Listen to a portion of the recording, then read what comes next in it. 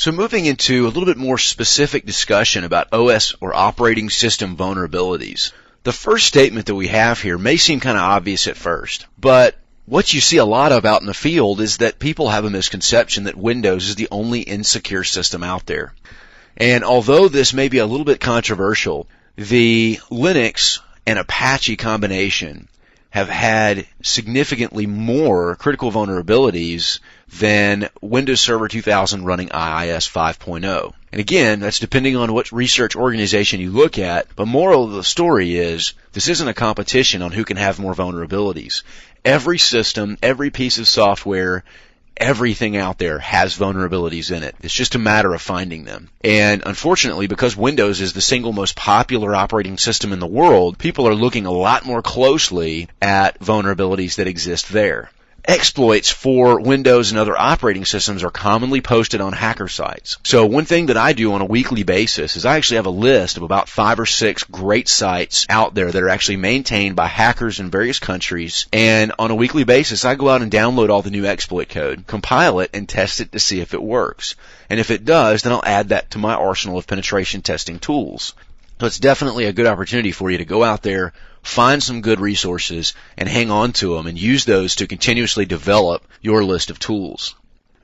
Operating system exploits are overall going to be used to do one of two things. Either they're going to be to gain access to the system in one level of permissions or another, or to cause a denial of service attack. There's a great example of that with the SMB packet attack, which is basically a malformed denial of service single packet that can be sent to the SMB service and it will crash the system.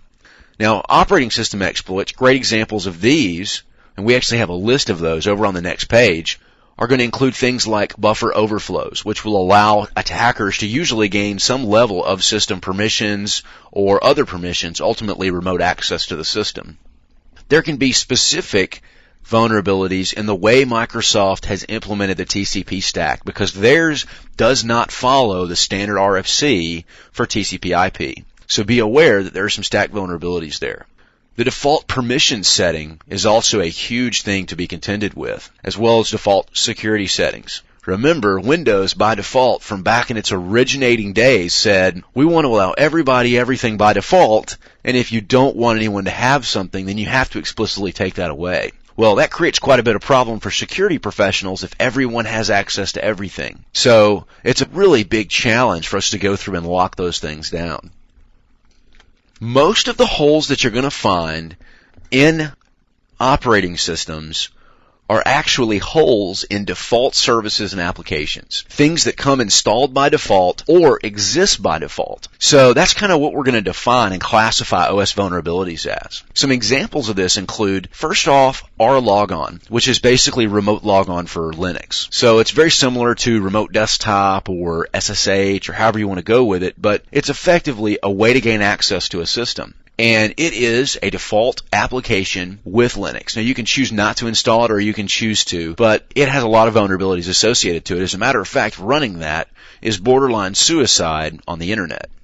RPC, or remote procedure call, in the Windows operating system. This has several dozen vulnerabilities associated with it and is actually one of the core critical default services for Windows. In other words, you can't really turn it off. You can turn off remote access to it, so there are ways to lock it down, but this is one of those that we can't really do a lot about until Microsoft patches it, which they have done in recent years. Server message block, or SMB, which is basically the file sharing capability of Windows. Again, turned on by default so that network computers can access network servers, but definitely causes some vulnerabilities if left unpatched. Windows Management Instrumentation, or WMI. This is actually a scripting/management interface that can be used to automate tasks on systems. Well, the problem with that is it's running by default in a lot of corporate organizations, and if left unpatched, can cause some major vulnerabilities.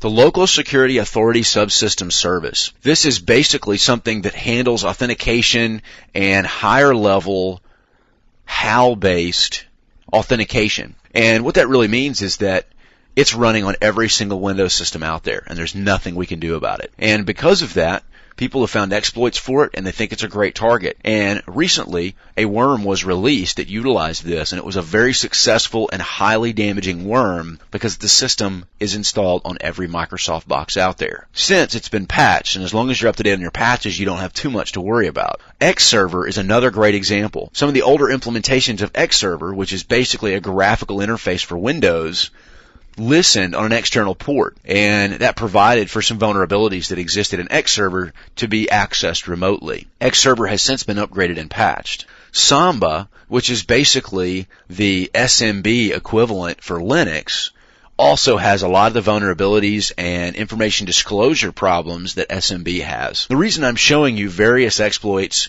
or various vulnerabilities from different operating systems is to keep in mind we're not just hacking Windows boxes. They are a lot easier to hack because there are so many tools out there and so many vulnerability assessment resources. But keep in mind, Linux is just as vulnerable as Windows.